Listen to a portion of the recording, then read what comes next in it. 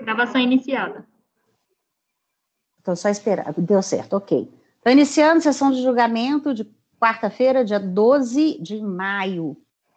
O próximo item da pauta é o item 29, que saiu por vistas, o doutor Pinheiro. Refresca a memória nossa aí, Pinheiro, o que foi mesmo?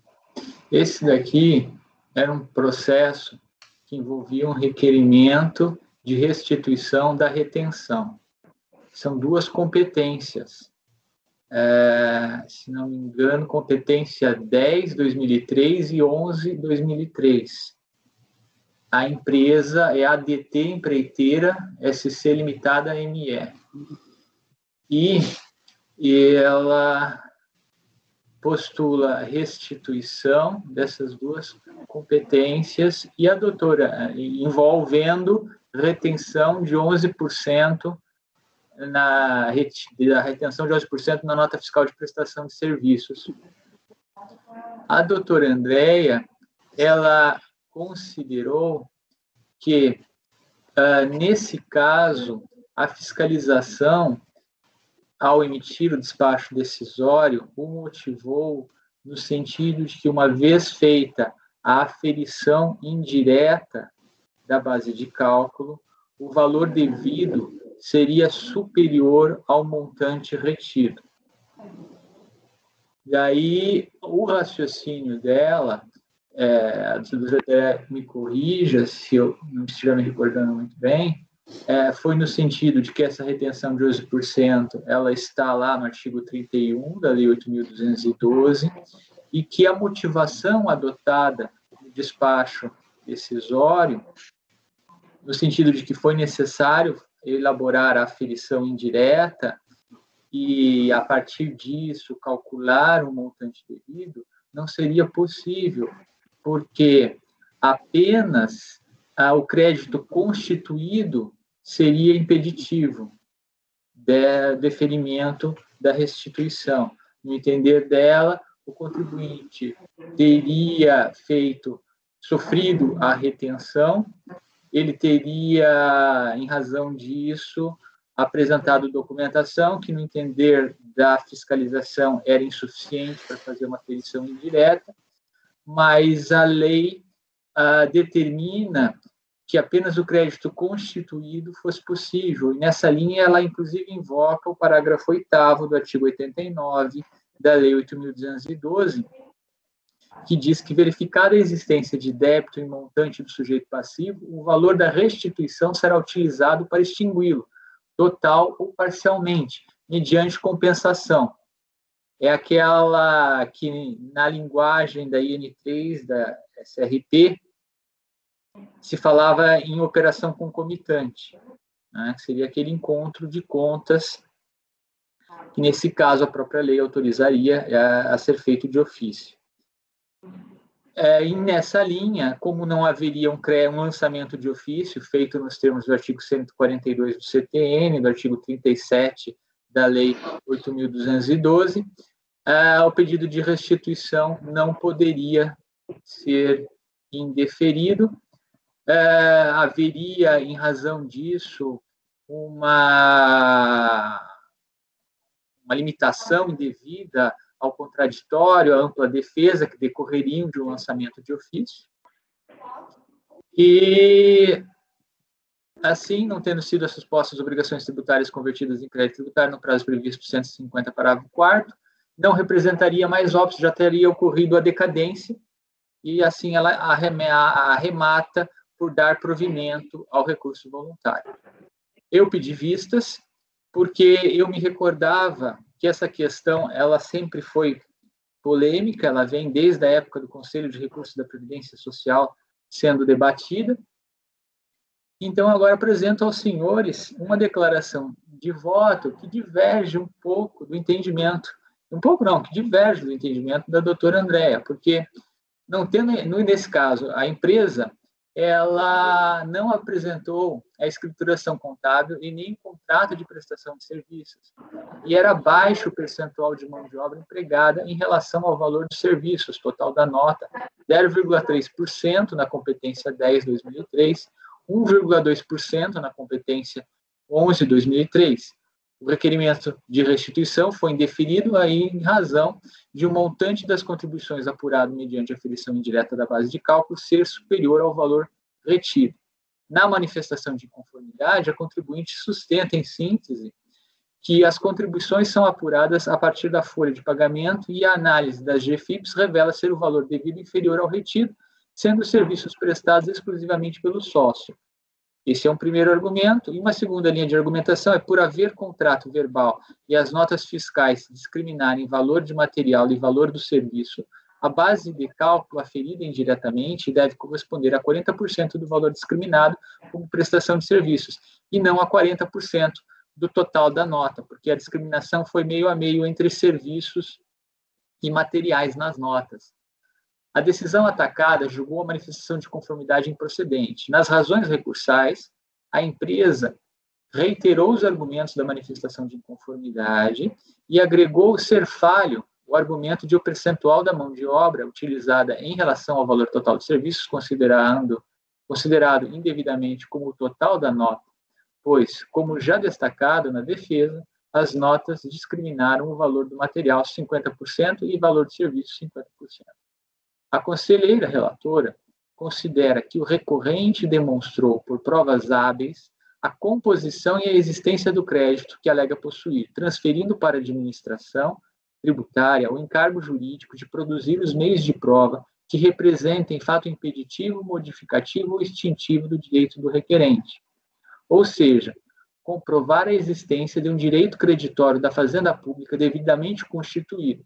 Assim, no caso concreto, haveria apenas a verificação interna e unilateral, quando da análise da restituição, de que o valor do salário de contribuição aferido indiretamente era superior ao montante retido, sendo necessário o lançamento de ofício dos termos 42 CTN e 37.8.212, com estabelecimento de contraditório ampla defesa para se vedar a restituição de valores recolhidos a maior. Sendo que o parágrafo 8º do 89, incluído pela lei de 2005, impõe que apenas o crédito constituído pode ser compensado de ofício com os valores de restituição a que se teria direito o contribuinte. A argumentação da conselheira relatora alinha-se à antiga jurisprudência da segunda Câmara de Julgamento do Conselho de Recursos da Previdência Social, e que no Conselho Administrativo de Recursos Fiscais pode ser ilustrada pela seguinte decisão. Eu trago, inclusive, uma decisão que é da própria empresa aqui, que nós estamos analisando o processo, é da própria ADT. Ela foi lavrada em sessão de 10 de março de 2016, pela turma 2401, por esta turma de julgamento aqui no CARF, da qual o senhor Raid, o conselheiro Raid, participou do julgamento. Ele era o único integrante à época que subsiste na atual composição.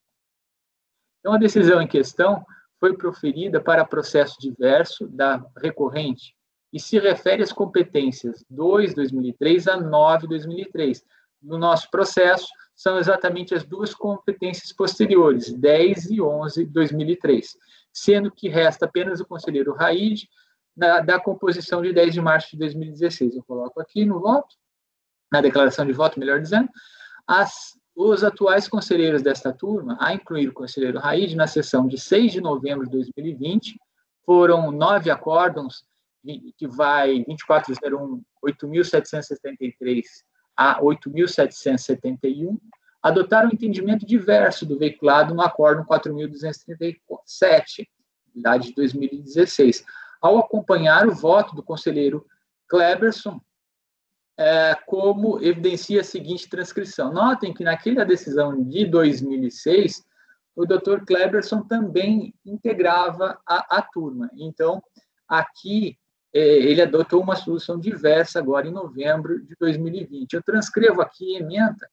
Ela tratava, foi um processo que foi anulada, o despacho decisório foi anulado, porque naquele caso não ficou claro se a autoridade administrativa, ao indeferir o pedido de restituição, teria feito até mesmo uma aferição direta ou indireta. Eles não houve qualquer estipulação de valores do que seria devido.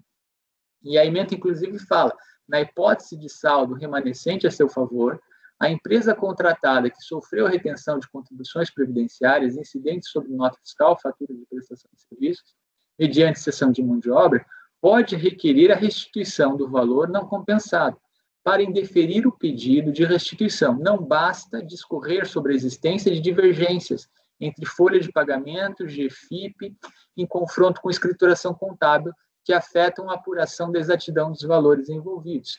Quando das irregularidades listadas pela autoridade fiscal resultam em valores devidos maiores que o declarado pelo sujeito passivo, o despacho decisório deve especificar o montante das contribuições previdenciárias omitidas para propiciar a comparação com o crédito pleiteado no processo administrativo. Aqui eu coloco os componentes, transcrevo do relatório alguns pontos que eu acho interessantes e do voto transcrevo alguma coisa, e nesse caso concreto, no pedido de restituição, diz aqui o Dr. Cleberson, cabe ao sujeito passivo provar o seu direito de crédito. Então, ele tem que provar o fato constitutivo, uma vez que o ônus probatório recai sobre aquele que tem interesse em fazer prevalecer o fato afirmado.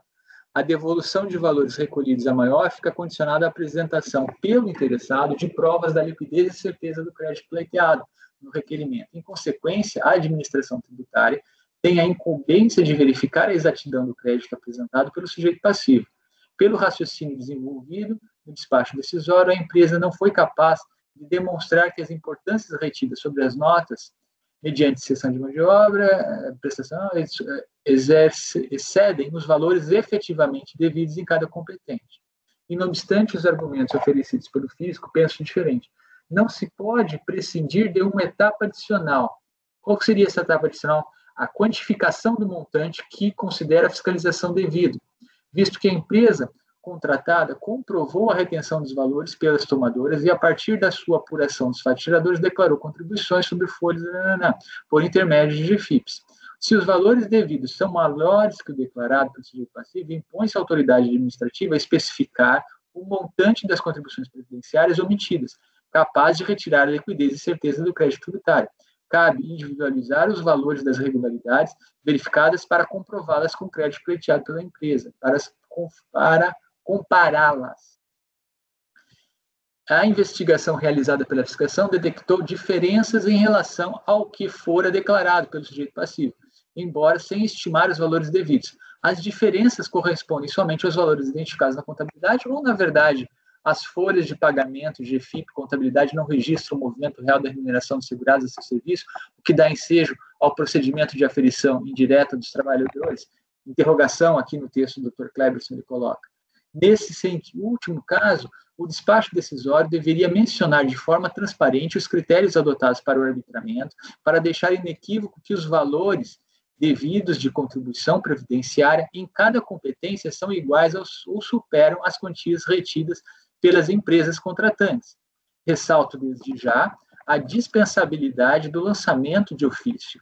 Aqui, por que ele faz essa ressalva? Porque se ele não entendesse dessa forma, seria o caso de adotar a mesma solução da doutora Andréia aqui nesse processo. Então, como ele faz essa ressalva, ele anula e manda voltar para a autoridade competente para emissão do despacho decisório para esclarecer se por aferição direta da base de cálculo ou até mesmo por aferição indireta, né, o montante devido seria superior, porque se está aqui a se falar de homologação, o lançamento é por homologação, então se detecta pagamento antecipado. Ao se detectar pagamento antecipado, o crédito já está extinto, né, sob condição resolutiva.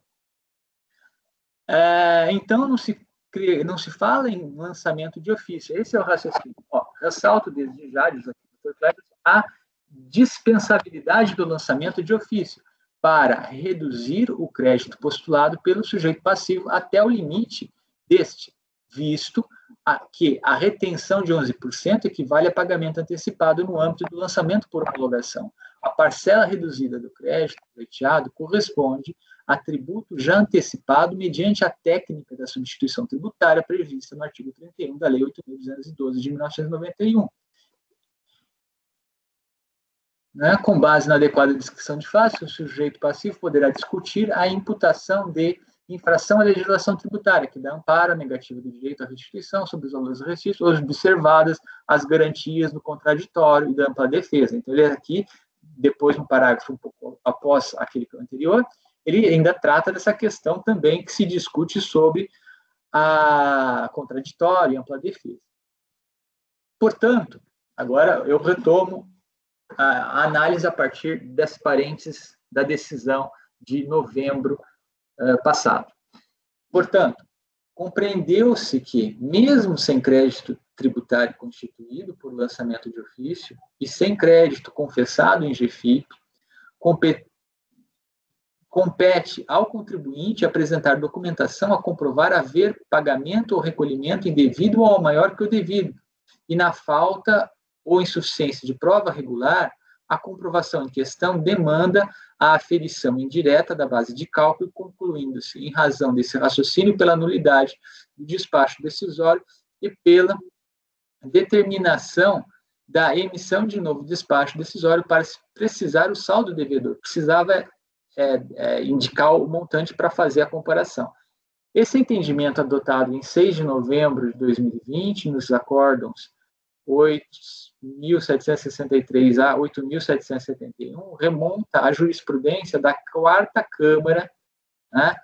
Antes eu falei na 2ª Câmara, agora é a 4ª Câmara de julgamento do Conselho de Recursos da Previdência Social, podendo ser citados os acórdãos 4ª CAGE 2.698 de 2004, emitido em 27 de 10 de 2004, 4ª CAGE 544 de 2004, 394, 2003, a reconhecerem a aferição indireta como meio hábil para a constatação de ter havido ou não pagamento indevido, requisito para a restituição. Está lá no caput do artigo 89 da Lei 8.212.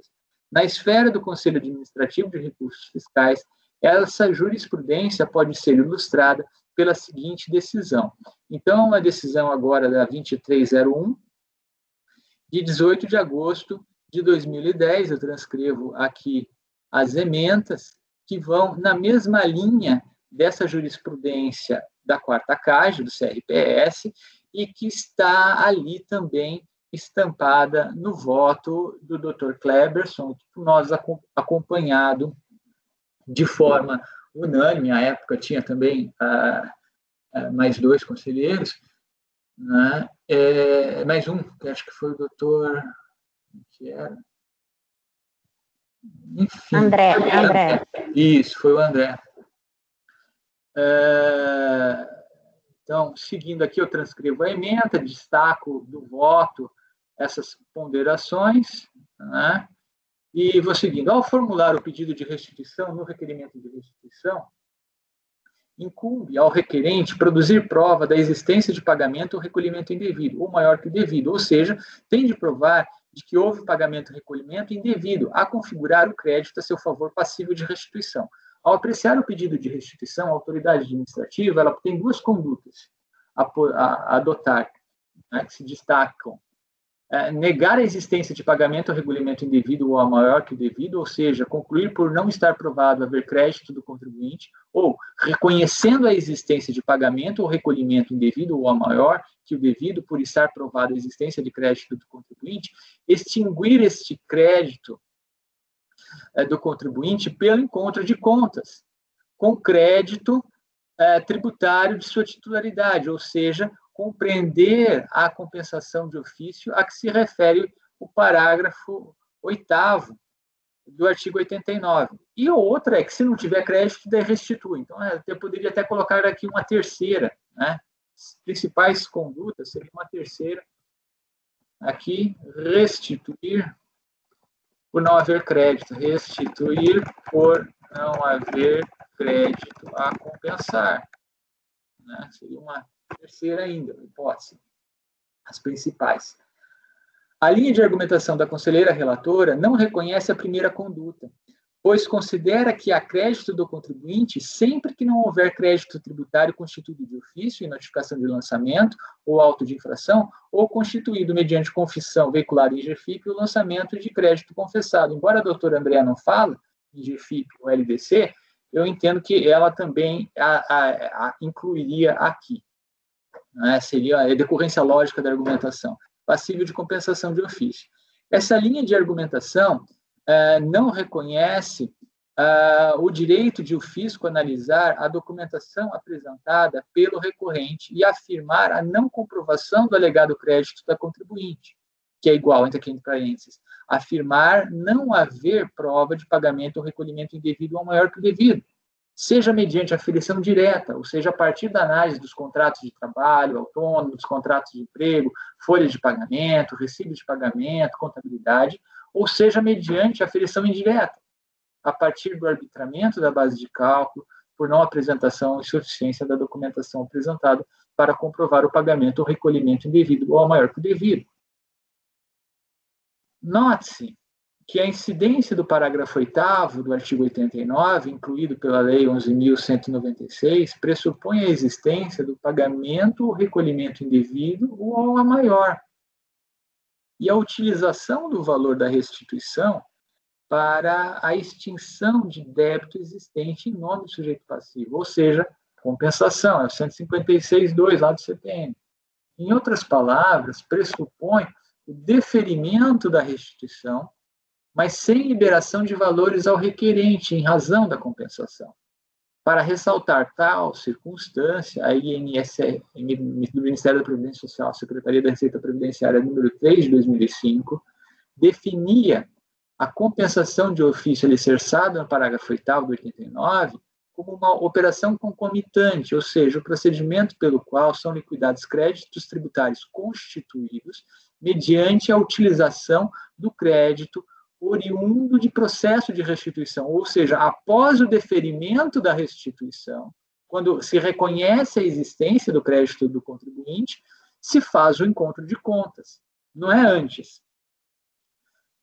O parágrafo 8º do artigo 89 diz respeito, portanto, a um segundo momento, posterior à comprovação da existência de pagamento ou recolhimento indevido, ou maior que o devido. Nesse ponto, temos de ponderar que as contribuições em tela sujeitam-se ao lançamento por homologação, pois a legislação atribui ao sujeito passivo a obrigação de efetuar o pagamento antecipado, a ser apurado a partir da legislação tributária, uma vez ocorrido o fato gerador. Assim, a retenção, somada aos recolhimentos do contribuinte, deve corresponder ao montante de tributo devido em face da legislação de regência. Se a soma for maior, ensejará a restituição. Se restar configurada a hipótese de pagamento ou recolhimento indevido ou maior que o devido, como exige o caput do 89. A legislação não dispõe que apenas o lançamento de ofício ou a confissão em GFIP ou LDC tornam o recolhimento antecipado em pagamento devido. Cabe ao requerente da restituição... Indevido, né, não? Hã? Indevido. Em pagamento indevido, não sei. Eu olhei, na hora que você estava lendo no contexto, eu achei que é indevido. Checa aí. São pagamento antecipado, mas pagamento ou recolhimento em maior ou maior que o devido. Porque daí sobra, e daí tem restituição. Mas pagamento ou recolhimento indevido, ponto 1, ou maior que o devido. Porque daí, se tiver maior que o devido, vai ter restituição. Deixa eu ler de novo, porque me deu a sensação que estava errado na hora, entendeu? Mas pode ser que eu não tenha interpretado direito. Deixa eu ver. A legislação não dispõe que apenas o lançamento de ofício ou a confissão em GFIP LDC tornam o recolhimento... tá certo, desculpa a interrupção, Pinheiro, é porque eu estou acompanhando o raciocínio e me deu... Ok. Confissão em GFIP, né? Torna o recolhimento antecipado em pagamento devido. Cabe ao recorrente da restituição prova de que os valores não que devido. Para tanto, devem ser ponderadas as normas pertinentes ao cálculo do tributo a ser pago antecipadamente, e a base de cálculo das contribuições devidas deve ser demonstrada pelo requerente da restituição, inclusive mediante aferição indireta, caso necessário, de modo a se precisar o devido e se atribuir liquidez e certeza ao crédito do contribuinte a ser restituído. Se apenas a constituição de ofício do crédito ou a confissão de GFIP-LDC gera um pagamento antecipado devido, como pressupõe a linha de raciocínio adotada no voto da conselheira relatora, toda antecipação de pagamento efetuada nos termos do artigo 150 do CTN teria, a princípio, a natureza de pagamento indevido e deveria, de plano, ser restituído, pois não poderia a autoridade administrativa simplesmente homologá-lo. Assevere-se que a homologação do pagamento antecipado não se dá com a confissão veiculada pelo contribuinte em GFIP-LDC, pois, havendo pagamento antecipado consubstanciado em guia da Previdência Social, compete à autoridade administrativa e não ao contribuinte homologá-lo, ou não. E, para tanto, a autoridade administrativa tem de ponderar não apenas as GPS e as GFIPs, mas toda a documentação pertinente à prova da existência de pagamento ou recolhimento indevido, ou maior que o devido. Contratos de trabalho autônomo, contratos de emprego, folha de pagamento, recibo de pagamento, contabilidade, devendo adotar a aferição indireta da base de cálculo na falta ou insuficiência desses documentos. Ao formular o pedido de restituição, o requerente pretende comprovar que não se trata de pagamento antecipado, mas de pagamento ou recolhimento indevido ou maior que o devido, e é exatamente esta prova que se aprecia, seja por aferição direta ou, se necessário, por aferição indireta da base de cálculo das contribuições. Havendo pagamento em GPS, inclusive mediante retenção, em valor superior ao confessado em GFIP ou LDC, este valor recolhido a maior se sujeita à homologação pela autoridade a autoridade administrativa. E, uma vez homologado tácita ou expressamente, deve o pedido de restituição ser indeferido. Exigir lançamento de ofício para tal valor significa negar vigência às normas que regem o lançamento por homologação.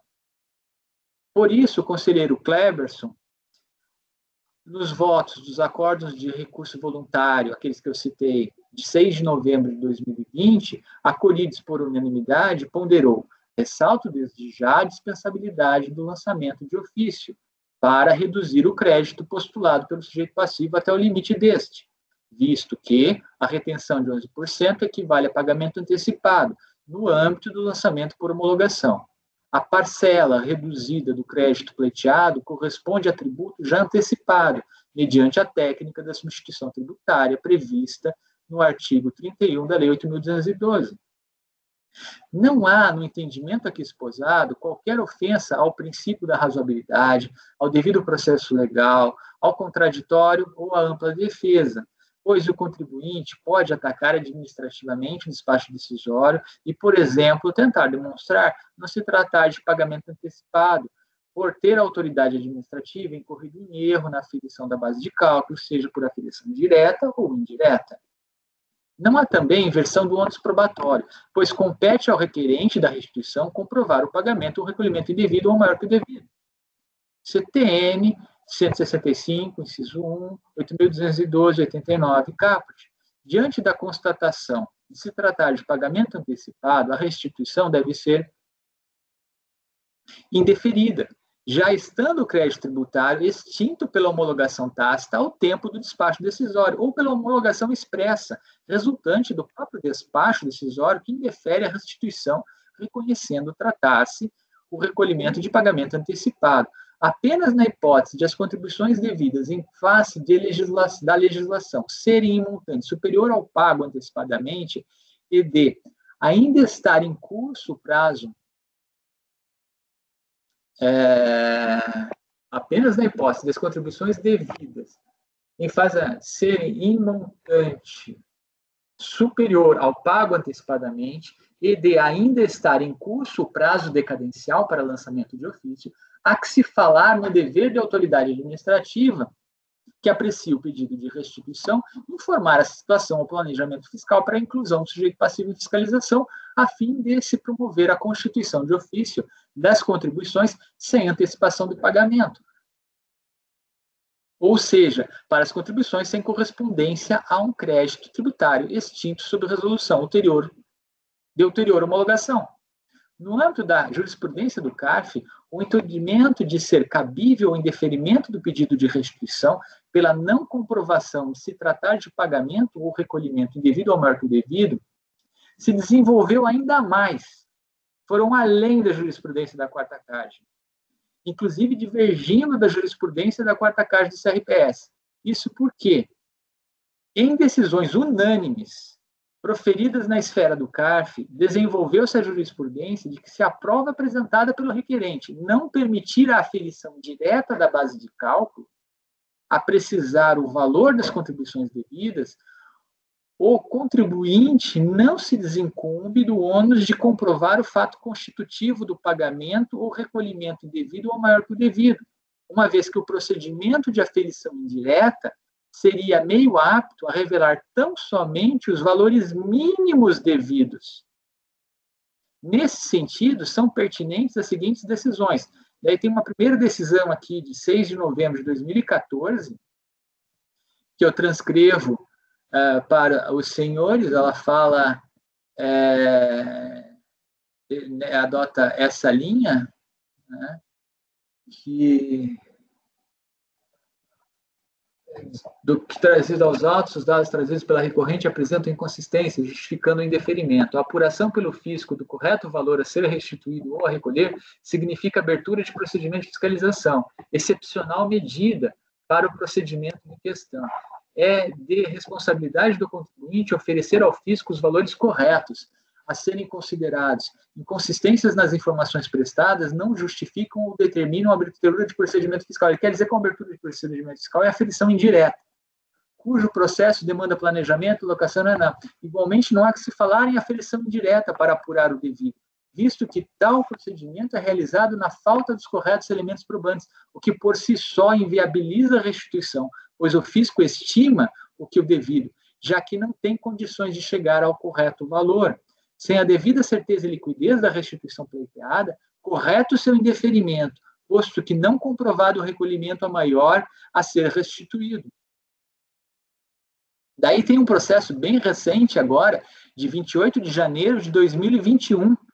Ele, aqui, inclusive, é uma decisão unânime, da Cláudia, o Boto, o pessoal ali da terceira turma extraordinária, conselheiros, né, melhor dizendo, conselheiros da terceira turma extraordinária. Inclusive, eles invocam o artigo 57, parágrafo 3º do inciso 3 do RECARF para adotar as mesmas razões de decidir da DRJ. E aqui era uma obra, uma construção civil, e nesse caso falam com todas as letras que se trata de aferição mínima, né? Não necessariamente indevidos. Aquele valor, a aferição indireta, ela gera um valor mínimo, como eu já havia destacado para os senhores. Não comungo desse entendimento havido na jurisprudência, desse desenvolvimento havido na jurisprudência da linha da quarta CAGE do CRPS.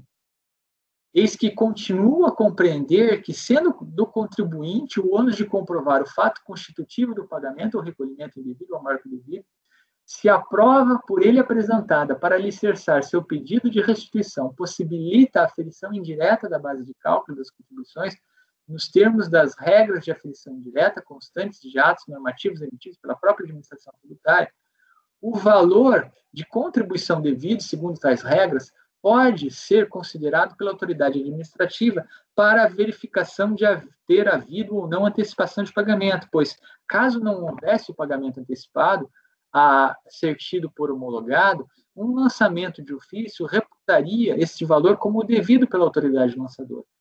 Eu confesso que eu fiquei um pouco balançado pela jurisprudência que se desenvolveu aqui no âmbito do CARF,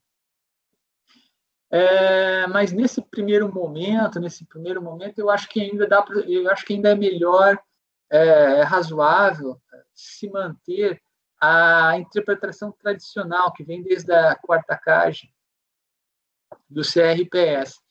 Embora eu teria que refletir mais.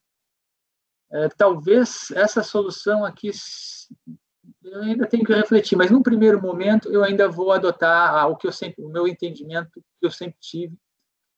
Né? Então, para não considerar o valor resultante da aferição indireta da base de cálculo na valoração de ter havido ou não antecipação de pagamento, a autoridade administrativa tem de apresentar indícios a demonstrar que o contribuinte tenta se beneficiar da própria torpeza, ou seja, apresentar indícios convergentes no sentido de a base de cálculo ser superior à resultante das regras postas de aferição indireta. Na falta da explicitação de tais indícios pela autoridade administrativa que indefere o pedido de restituição, considero cabível a reversão da decisão para o deferimento do pedido de restituição tão somente no que exceder ao recolhimento evidenciado como antecipação de pagamento em face das regras de aferição indireta da base de cálculo, restando reconhecido como já homologado tacitamente ou expressamente homologado pelo próprio deferimento da restituição ou pagamento antecipadamente, o pago antecipadamente, ou seja, o que não exceder ao apurado como devido direito de aferição indireta. Portanto, continuo a alinhar-me ao entendimento que remonta à jurisprudência da quarta CAGE, do Conselho de Recursos da Previdência Social. Esse entendimento não destoa do adotado por esta turma em 6 de novembro de 2020, ao prolatar por unanimidade de votos os já mencionados acórdãos 8.763 a 8.771 da relatoria do conselheiro Kleberson, não tendo havido naqueles processos nem ao menos uma estimativa dos valores considerados como devidos, ou seja, por aferição direta ou indireta, porque lá não estava claro, inclusive, se era direta ou indireta. O despacho decisório a acolher o parecer conclusivo de folhas tais foi prolatado em 13 de 11 de 2008 e cientificado em 21 de 11 de 2008, tendo indeferido a restituição postulada em relação às competências 10 de 2003 a 11 de 2003, tendo o presente processo administrativo fiscal assegurado ao contribuinte o devido acesso ao contraditório e à ampla defesa. No caso concreto, não vislumbro que a autoridade administrativa tivesse de comprovar fato impeditivo, modificativo ou extintivo do direito da recorrente para indeferir o pedido de restituição, pois se limitou a negar o fato constitutivo do direito da empresa, ou seja, sustentou não ter sido comprovado haver pagamento ou recolhimento indevido ou maior que o devido, uma vez que o montante das contribuições apurado mediante a aferição indireta da base de cálculo é superior ao valor retido. Ao considerar que o montante das contribuições apuradas mediante aferição direta da base de cálculo é superior ao valor retido, o despacho decisório toma os valores recolhidos como pagamento antecipado, havendo homologação tácita para a competência 10/2003 e expressa por força da própria motivação do indeferimento em relação à competência 11/2003. Não havendo crédito a restituir, não há que se falar em incidência do parágrafo 8º do artigo 89 da Lei 8.212. Portanto, considero cabível o indeferimento nos moldes efetuados pelo despacho decisório, sendo necessário se adentrar ao exame das razões recursais. A adoção da aferição indireta da base de cálculo foi justificada na não apresentação da escrituração contábil, na não apresentação do contrato de prestação de serviços e em ser baixo percentual de mão de obra empregada em relação ao valor dos serviços. Total da nota, conforme evidenciaria a seguinte tabela. Eu coloquei a tabela para os senhores. O recorrente sustenta falha no argumento de o percentual de mão de obra empregada em relação ao valor de serviço, pois teria sido considerado o total da nota e não o valor de serviços discriminado. A fiscalização, contudo, adotou o valor total por não ter sido demonstrada a previsão contratual de fornecimento de materiais e, ainda que se tomasse o valor discriminado para serviços, o percentual ainda seria baixo, uma vez que das folhas de pagamento e das GFIPs apresentadas consta apenas o sócio a receber prolabores de R$ 240 por mês. De qualquer forma, a aferição indireta não foi motivada apenas nesse indício de insuficiência da documentação apresentada por não registro do movimento real da remuneração dos segurados a serviço da empresa, mas também na não apresentação da escrituração contábil. Destaque-se aqui que, apesar de não ser ponto de discordância suscitado na defesa, a decisão acatada corretamente asseverou. Então, aqui ele trata que, embora ele seja tributado pelo lucro presumido, ele teria que ter trazido livro caixa, livro de registro de inventário. Da análise do pedido de restituição, o valor das contribuições devidas foi apurado por aferição direta, tendo em vista que o sujeito passivo não apresentou livro diário de razão e solicitado pela fiscalização através da intimação tal. Entretanto, a requerente trouxe aos autos declaração firmada por ela e por seu contador no sentido de que é tributada pelo lucro presumido. De acordo com o disposto no artigo parágrafo 16, inciso 2, do artigo 225 do regulamento, está desobrigada de apresentação de escrituração a pessoas tituladas com base no lucro presumido, desde que mantenha a escrituração livro caixa e livro registro de inventário, deixando a requerente de comprovar manter a escrituração do livro caixa e do livro de registro de inventários. Por consequência, não comprovou estar desobrigada da escrituração contábil, não havendo, pois, se questionado o procedimento fiscal em razão da não exibição da contabilidade aferir as contribuições devidas, um dos fundamentos para aferir. Diante desse contexto, havia respaldo para se adotar a aferição indireta na tentativa de se verificar se a requerente se desincumbiu de seu ônus de comprovar o pagamento ou recolhimento indevido ou marco devido. Em relação às demais alegações da recorrente, as razões recursais se limitam a reiterar os argumentos já veiculados na impugnação. A decisão recorrida corretamente os afastou, devendo ser confirmada. Logo, adota os fundamentos do voto condutor do acórdão de manifestação de conformidade, a seguir transcritos, de acordo com o regimento lá do quarto, artigo 53, parágrafo 3º. Daí eu coloco aqui o que diz o acórdão da DRJ, eu acredito que eu posso poupá-los da leitura, os senhores já estão cientes disso, até porque já foi relatado pela doutora Andréia, mas eu transcrevi aqui. Por fim, cumpre acrescentar que o indeferimento da solicitação para a intimação dos patronos da recorrente encontra respaldo também na jurisprudência sumulada, não só o que falou da RJ. Eu coloco aqui a súmula CARF 110, então o meu voto é por negar provimento ao recurso voluntário.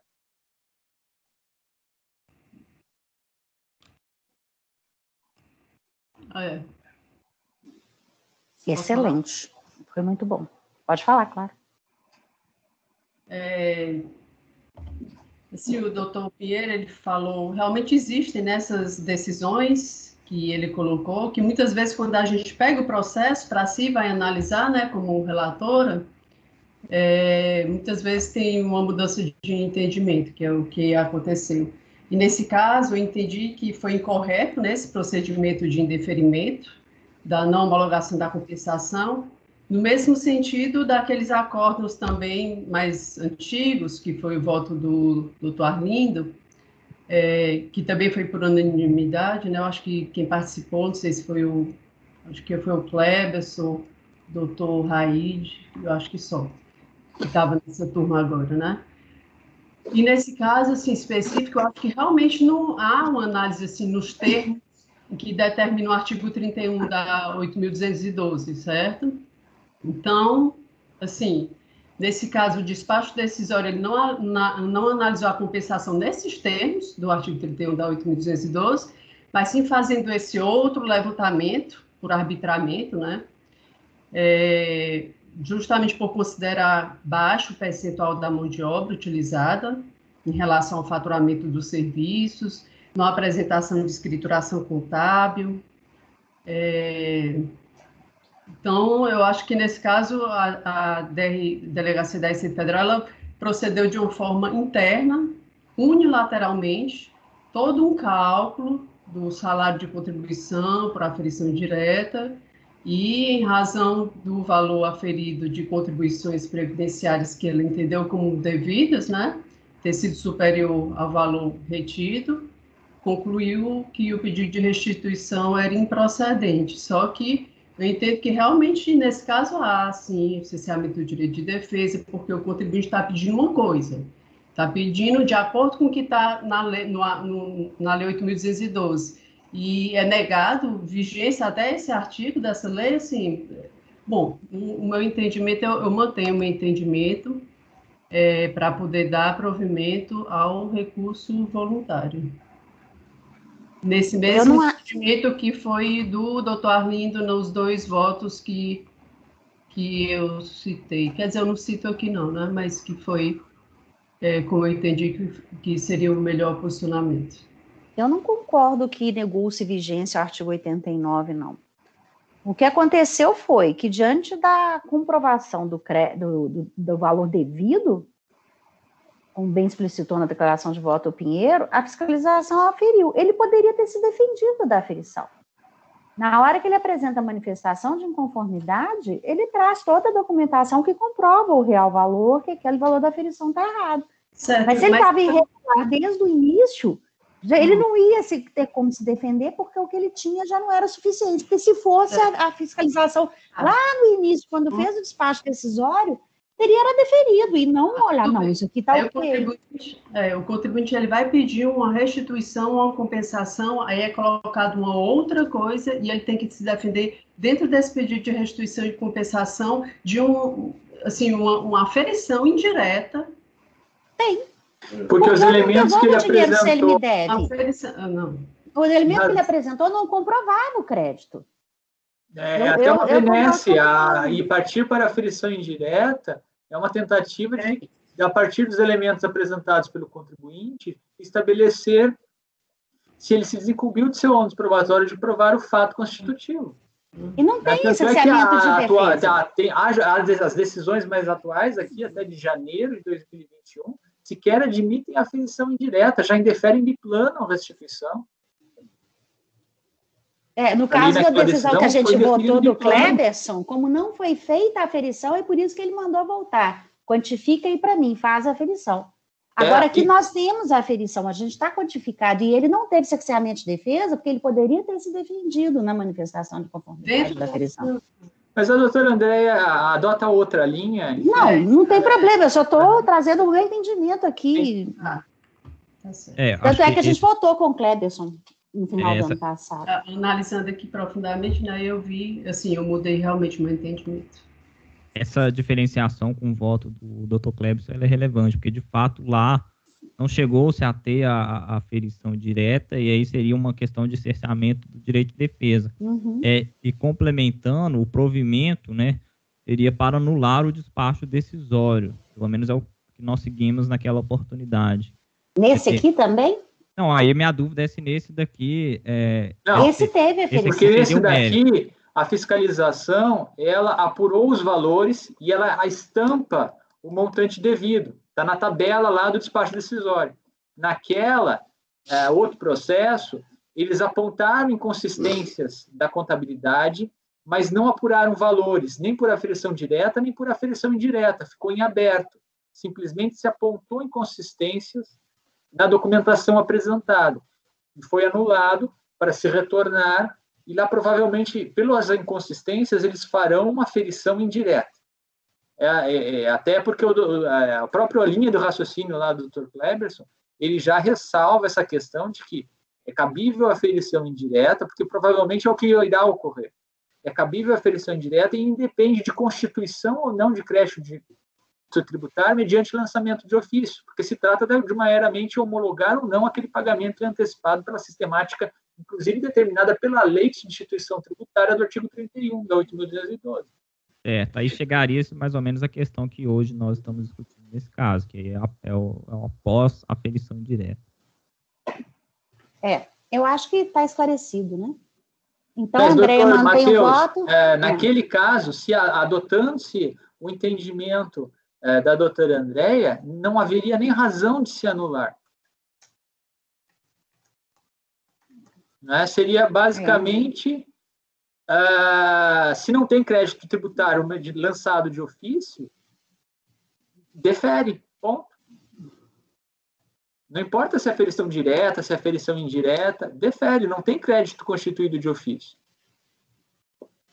Sim. Bom, André, então, mantém o voto para dar provimento, Pinheiro nega, certo? Isso. Rodrigo. Com a divergência. Matheus. Com a divergência. Raide. Estou dando uma lida aqui no voto do Dr. Kleberson para tentar entender essa parte, principalmente da divergência na conclusão, né, de anular o despacho ou negar diretamente o provimento. Mas, a princípio, eu vou acompanhar a divergência também. Eu também. Teve preliminar nesse daí, André, ou foi só o mérito mesmo? Alguma coisa? É só porque, para falar se teve o voto, foi... Eu estou procurando aqui para abrir, mas não vi ainda. Não, teve preliminar, não. Então, beleza. Então, acorda os membros, por maioria de votos, negar provimento ao recurso voluntário. Vencida a conselheira Andréa, que dava provimento ao recurso voluntário. Designado para redigir o voto vencedor, o conselheiro Pinheiro, já fez até o voto vencedor, né? Sim. Ok? Muito boa pesquisa, Pinheiro. Parabéns. E a didática também. Bem explicado. Obrigada, muito bem. Dos itens, os meus processos 9 seguintes aí foram todos retirados de pauta pelo contribuinte. O 39 também foi, então o próximo é o item 40, Raide.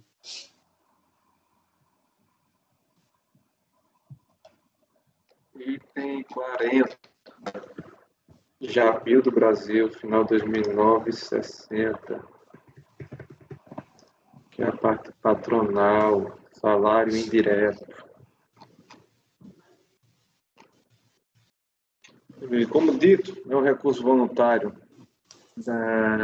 ter posto em face a decisão da 4ª turma da DRJ em Belém do Pará, a qual julgou procedente em parte o lançamento fiscal referente às contribuições sociais correspondentes à parte patronal, empresa SAT e RAT, incidente sobre a remuneração dos segurados empregados em relação ao período aqui mencionado, conforme relatório fiscal das folhas aqui mencionadas e debicado número aqui descrito.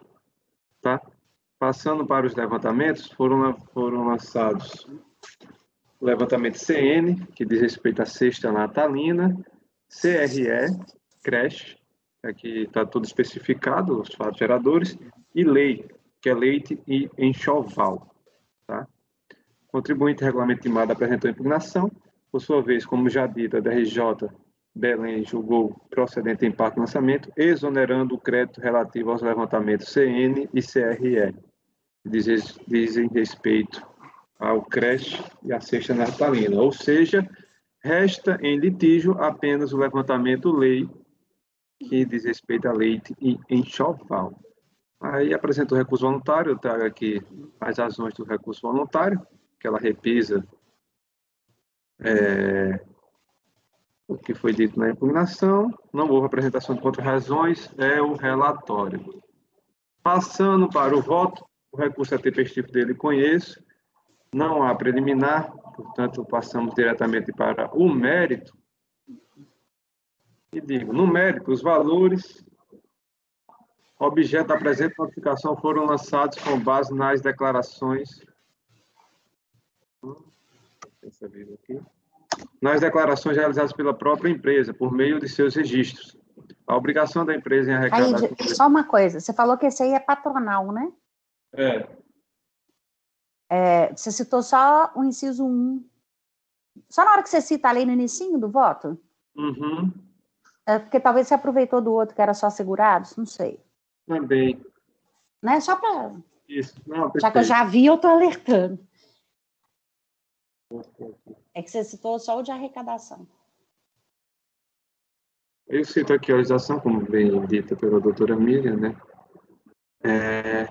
Aí eu digo, o conceito de salário de contribuição expresso no artigo 28, inciso 1 da 8.312, conhecimento de todos aqui transcrito, trago a Constituição Federal e digo, não resta dúvida de que nem toda utilidade fornecida ao empregado tem caráter contraprestacional, sendo necessário distinguir a utilidade fornecida como retribuição pelo trabalho, que se caracteriza pelo salário de utilidade e que deve ser incluída na base de cálculo das contribuições previdenciárias, daquela fornecida como instrumento de trabalho ou para o trabalho, que não se caracteriza salário de utilidade, eis que meramente instrumental para o desempenho das funções do empregado.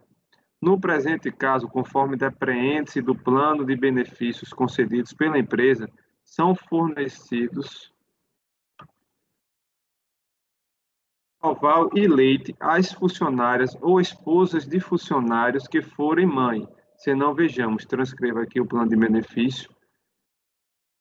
Não vou ler, está aqui escrito e digo. Pois bem, primeiramente, esclareço que, salvo o melhor juízo, o auxílio enxoval e leite, no presente caso, se amolda perfeitamente no que diz respeito ao auxílio natalidade. Dito isto, com relação ao auxílio natalidade, não é possível a incidência de contribuição previdenciária, pois o seu pagamento não ocorre de forma permanente ou habitual, já que depende do nascimento dos dependentes, dos empregados. Portanto, a meu ver, trata-se de verba de caráter indenizatório, fora da hipótese de incidência da exação. A propósito de recipientes maiores elucubrações acerca da matéria, a jurisprudência do STJ assentou o posicionamento de que não é possível a incidência de contribuição previdenciária conforme emendas a seguir transcritas. Transcreva aqui a jurisprudência do STJ que fala do auxílio natalidade e do seu caráter indenizatório. Portanto, neste diapasão, é imperioso concluir que a importância paga a título de auxílio natalidade, em caso enxoval e leite, possui natureza indenizatória, não constituindo ganho habitual do empregado, razão pela qual sobre ela não é possível a incidência de contribuição previdenciária. Portanto, voto no sentido de conhecer do recurso para, no mérito, dar-lhe provimento. Bom, eu entendo aqui que você está indo pela linha de raciocínio que isso aí é aquele ganho eventual expressamente desvinculado do salário. Porque, a princípio, no artigo 28, parágrafo 9, eu não tenho previsão, e essa justiça citou aí, a primeira é para regime próprio, então acho que nem cabe aqui, porque no meu caso, eu não tenho previsão de pagamento de auxílio natalidade para poder isentar essa verba. Doutor, antes disso, doutora Miriam, eu gostaria de esclarecer, era dado leite, não é em dinheiro. Ele R$900 é em dinheiro.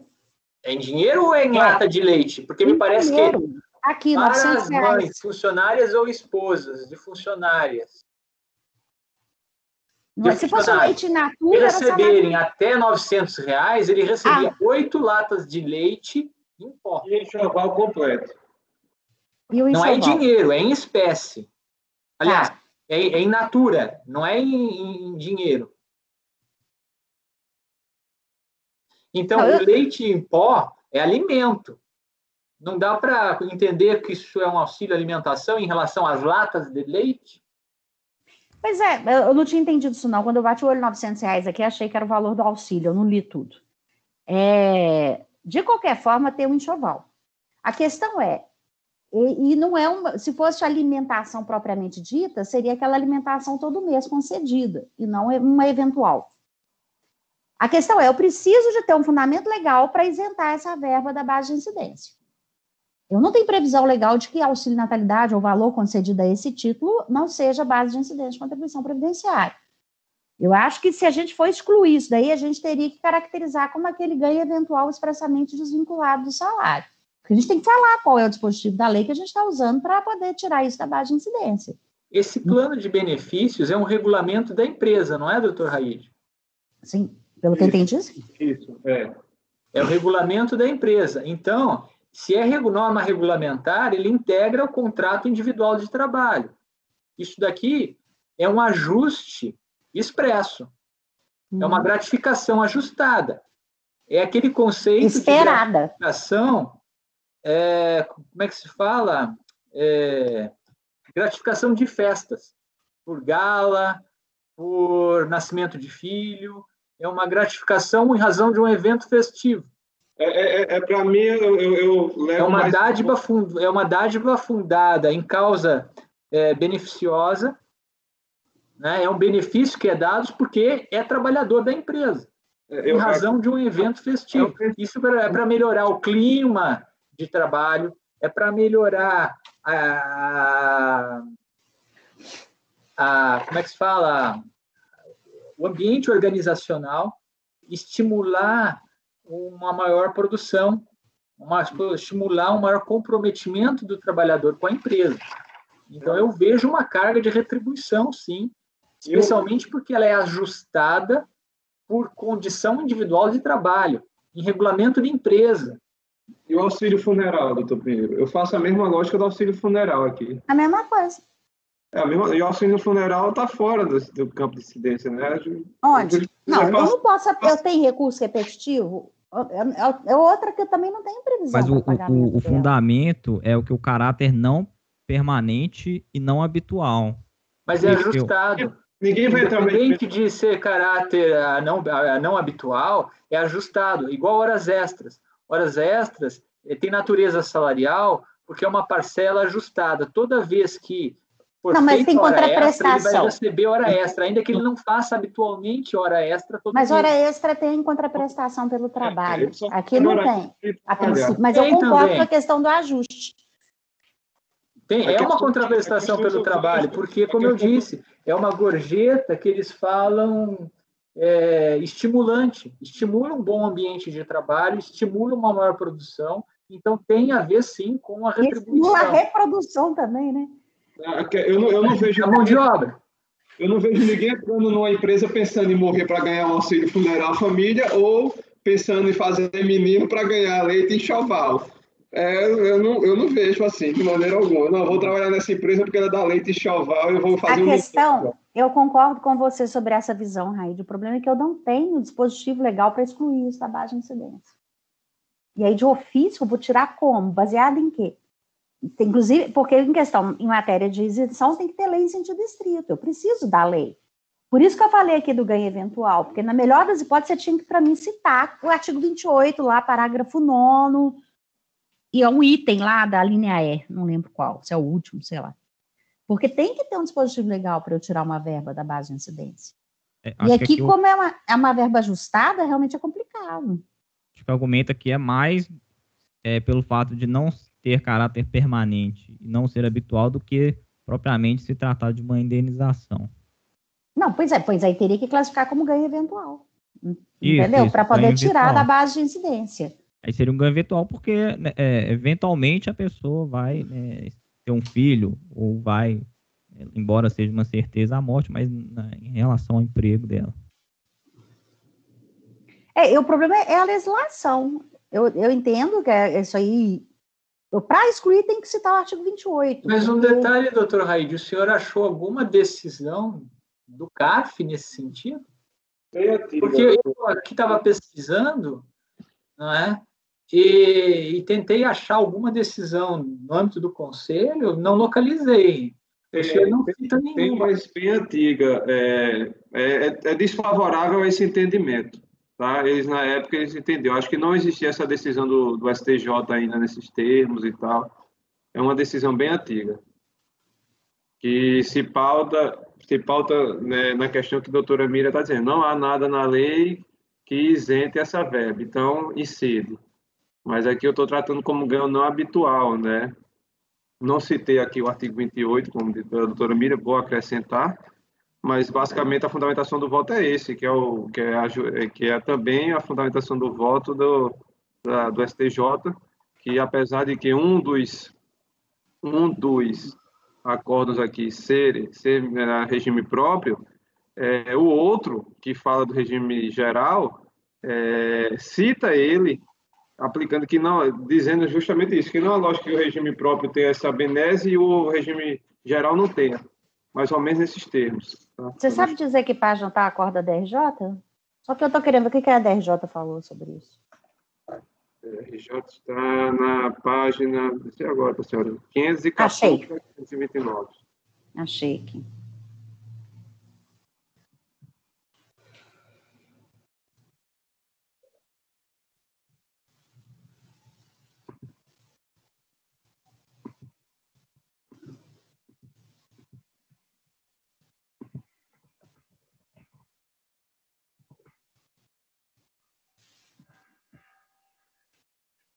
Ademais, esse valor não é pago para o segurado, é por causa do dependente. E a única verba que eu tenho previsão legal de excluir em função do dependente é a educação. Isso aqui não recebe por causa da existência do dependente, né? E do filho que nasceu, né? Em razão do evento festivo. Não, esse evento festivo eu não... A única verba que eu tenho previsão de pagar para dependente é a educação.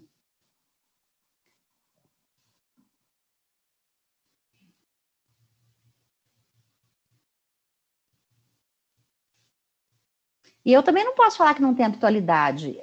A pessoa já sabe que toda vez que nascer o bebê, ela tem direito. Então, isso aí já está pré-contratado. Eu não sei, eu não excluo, não. Em relação à mão de obra como um todo, é habitual. Toda vez que tiver um nascimento nessas condições, vai receber.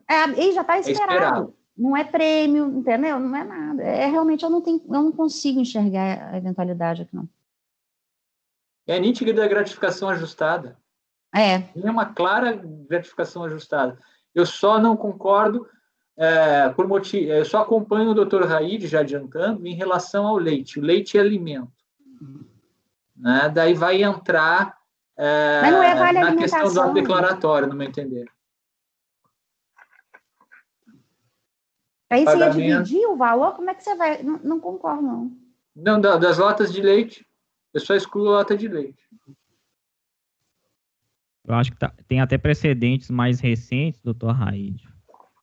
Jurisprudência desta Corte Superior assentou o posicionamento de que não é possível incidência de contribuição previdenciária sobre os valores pagos a título de auxílio natalidade e auxílio funeral, já que seu pagamento não ocorre de forma permanente ou habitual, pois depende, respectivamente, do falecimento do empregado e do nascimento de seus dependentes. Recurso especial 1.806.024, relatoria ministro Francisco Falcão, 2019. Ele está classificando como ganho eventual, né? Lá do artigo 28, parágrafo 9, na linha D. Assim, isso. Eu só não botei o artigo aqui, né? Mas eu digo desde o início que é não habitual. Acho que a questão aqui é falar se isso é eventual ou não.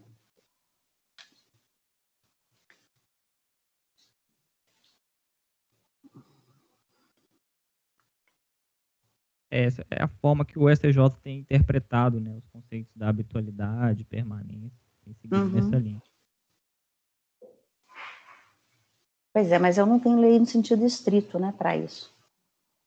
Não, tem a questão da habitual, verbas não... Essa aí que eu citei, né, precisa a gente considerar que é eventual, né? A justificativa é essa.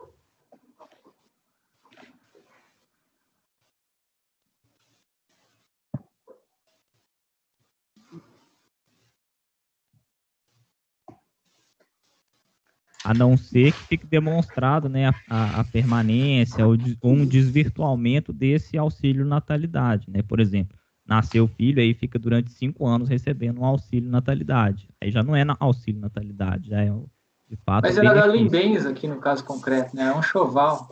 E aí é uma parcela única, né, digamos, né? Não teria aquela constância daquele ganho no contrato de trabalho. Não tem, mas é previamente acordada. A pessoa já espera receber. Não é um prêmio, não é algo que surge do nada. Não, é previamente acordado, mas o recebimento só ocorre eventualmente se ela tiver um filho. Ela pode extinguir o contrato de trabalho sem conseguir. Bom, essa divergência é antiga. Poderia uma empresa falar assim, ó, toda vez que eu fechar, ganhar uma licitação, eu vou pagar R$400 porque eu ganhei a licitação. Isso é ganho eventual? Eu estou fazendo um paralelo para poder... Está previamente escrito no contrato de trabalho, uma construtora, fala assim, toda vez que eu ganhar uma licitação para construir, não interessa, uma ponte, um viaduto, o que for, eu vou dar R$1.000 para cada funcionário. Pode? Mas aí o ganho está atrelado a uma performance da empresa. É outra história. Mas aqui está atrelado a um parto. Eu estou falando assim, e se isso estivesse previamente acordado? Mas e aí ela vai ganhar uma licitação de 4 em 4 anos, digamos. Os outros serviços dela é tudo para privado. Só quando ela ganha uma licitação, só quando ela contrata com o poder público. Então, isso acontece de vez em quando. Eu não sei se ela vai ganhar licitação ou não, né? Isso aí é salário ou não? Parece mais uma questão de performance, né? Porque está atrelado a uma performance da empresa de conseguir a licitação. E aí, sabe-se lá quando, se essa empresa consegue... durante vários anos ganhar licitação. Para mim tem a mesma natureza. Aqui é um fato eventual. Não é? Está previamente acordado, Matheus. Não tem problema estar previamente acordado. É um fato eventual também. A questão é se é permanente ou se é habitual. Bom, se a empresa tem uma... E essa questão que esse exemplo, só para em paralelo que a doutora Miriam falou, aí todos os funcionários vão receber. Aqui não, aqui é só aqueles funcionários que engravidarem vão receber. Eu não engravidaria nunca, que eu sou homem, Mas né? é pago para a esposa. E se eu sou um homem solteiro, eu que não vou posso engravidar outra pessoa, mas aí será que eu vou criar? Eu não posso nem assumir o menino, eu não vou receber. Mas aqui é para todos os funcionários, Raíde, porque paga tanto para funcionária quanto para... Sim, Não, Não, mas e aqui é para todo combinado, todos mundo. que estiverem nessas condições recebem. Aí é para todo mundo Nessas também. condições. Vai ter que acontecer essa prévia condição, né? Mas é um ajuste contratual. Não O ajuste. regulamento da empresa é contrato de trabalho. É a mesma natureza jurídica, isso está escrito no contrato de trabalho. Isso daqui não vai poder ser revertido, só demitir esse empregador, esse empregado. Para os novos, se eles alterarem o plano de benefícios, para os novos trabalhadores, Adere ao contrato. aplica-se. Mas para os antigos já está incorporado como condição individual de trabalho. Bom, acho que já deu, a discussão já deu. Só pergunta, esse reembolso creche aqui, como é que ele funciona? É aquele que nós já julgamos, foi um processo meu. Basta ter a criança abaixo de 5 anos de idade, porque, teoricamente, a Constituição estabelece que a empresa deveria ter um espaço físico nela para poder as mães levarem as crianças na idade pré-escolar. Da educação formal, né? Ensino fundamental. Então, mas como a mãe vai ser obrigada a deixar a criança na creche, a empresa paga essa verba aí, que é um auxílio creche. Mas ela tem que provar que está na creche, é isso? Não, tem que provar que... Não. Antigamente, a lei fala que precisa de comprovação, mas teve um acórdão meu que nós julgamos ano passado, e eu pesquisei muito, ele teve até visto, acho que do Pinheiro, não sei, e aí a gente viu que o STJ já entendeu que não, que é a título de indenização, não precisa nem estar matriculada na creche, não precisa dar comprovação.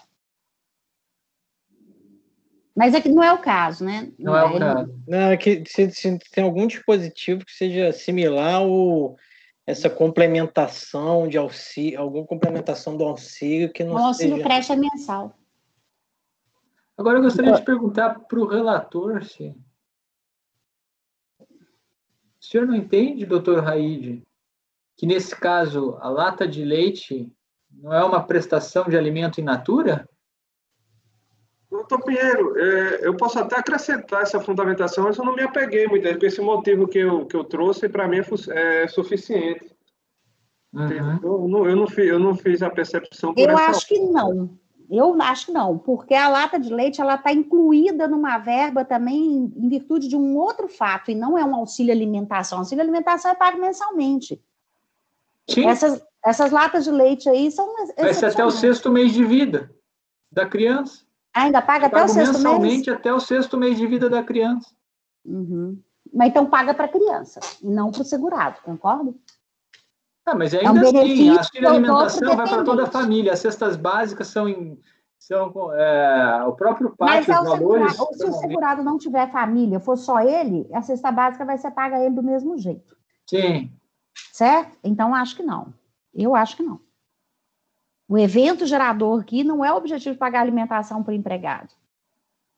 Eu não caracterizaria como alimentação, eu não ia caracterizar como alimentação, não.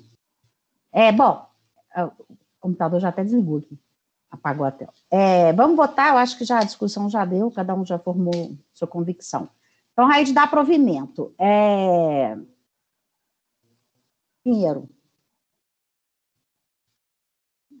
Eu vou acompanhar parcialmente o relator em relação à questão do leite. O doutor Raide vai acrescentar, pelo que ele falou, essa questão da alimentação. Então, nesse ponto, eu acompanho parcialmente, por esta conclusão. Agora, em relação ao enxoval, não.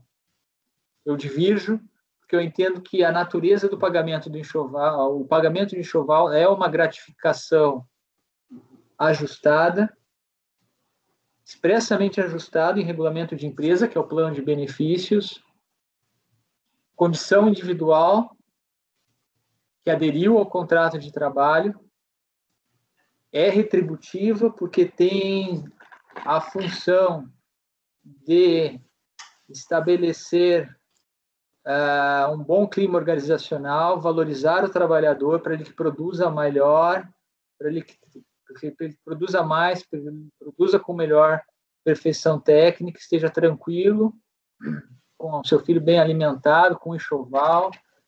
Então, nesse ponto eu divirjo em relação ao enxoval. Mas, doutor Pinheiro, o leite está quantificado no lançamento, é isso? Não sei. Não sei nem se vai estar no crédito, né? Vai ter que liquidar daí, vai ter que verificar, abrir essa questão, o que é o leite e o que é o enxoval. Caso a caso, depois é a execução do acordo. Mas o comando já está dado. É para excluir a parcela referente ao leite.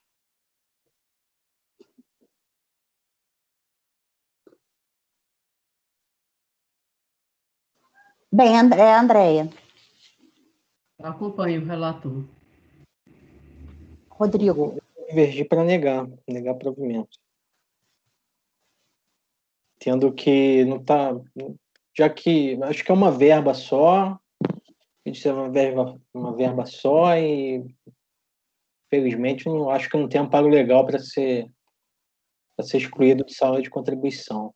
Também não entendo que seja comparável ao auxílio alimentação. Matheus. Com o relator. Eu fico com a divergência do Rodrigo. Então, deu empate. Deu empate na tese até o Pinheiro ia ter... Se eu botar esse resultado, complicou, hein? Eu vou falar que ganhou? O Pinheiro é obrigado a aderir uma das duas teses. Eu sou obrigado a aderir uma das duas teses? Então... porque eu tenho 3 resultados. Eu posso até escrever que você entendia que o leite poderia ser excluído, mas porque vai ser por maioria... Voto daí. Hã? Daí eu declaro Muito o voto. bem, eu preciso... para definir se é por maioria ou se é por... Mas daí eu não tenho que... Por empate. Nós temos 3 resultados. É por maioria qualificada dar provimento. Nós temos o doutor Raide. Empate. Não, eu tenho 3 resultados. Eu tenho um provimento, um negar e um provimento parcial, concorda? Sim. Eu não posso ter 3 resultados. Eu só posso ter 2. Então, por mais que eu escreva que você acha que o leite tal, eu preciso de um resultado final. Então, a maioria qualificada negar provimento. Aliás, dar provimento. Que maioria qualificada? Por que maioria qualificada? Eu não estou entendendo o que você está falando. Porque em relação ao enxoval, eu concordo com a senhora e com o doutor Rodrigo. Então, você vai aderir à nossa tese. Então, é empate. O quê? Empate no enxoval e maioria no leite, não é isso? Empate no enxoval e maioria no leite. Mas não, só pode ter um resultado. Eu acho que o resultado correto, doutora Mira, é por empate, dar provimento, vencidos. Mire e Rodrigo, que negavam, vencidos, doutor Pinheiro, que dava provimento parcial, em menor extensão, dava provimento parcial para escolher apenas o leite. Concordo com você. Obrigada pela colaboração. Espera só um instantinho, que esse aqui dá um pouquinho mais de trabalho para eu escrever. Seu microfone melhorou, doutora Emília. Eu estou usando o fone, acho que é por isso. Ajudou então, né? Não está dando ruído mais, não? Nada. Bastante. Mas agora eu não estou escutando a ventoinha também, não. Entendeu? Aqui, eu aqui, do meu computador, sabe? O Teams também tem um redutor de ruído. Tá. É por isso que, então, as minhas aulas, eu falava com vocês, eu falei, eu dou aula e não tem ruído nenhum. Eu escuto a gravação e não tem ruído. Por que o outro tinha? Doido isso, né? Só um minutinho, pessoal, que esse aqui, vocês querem fazer, o resultado é esse, é por empate, mas eu preciso escrever. Por empate, razão do empate, dar provimento, vencido o Rodrigo e Miri que negava, e Pinheiro que dava provimento parcial para excluir o leite. Vamos fazer um intervalo? Eu quero uma declaração de voto. Você quer fazer a declaração, tá ok. Ok. Beleza? Vamos fazer um intervalo, que a gente já aproveita aí eu escrevo, sempre volto antes. Fabiana, por favor, vamos parar a gravação? Gravação encerrada, presidente.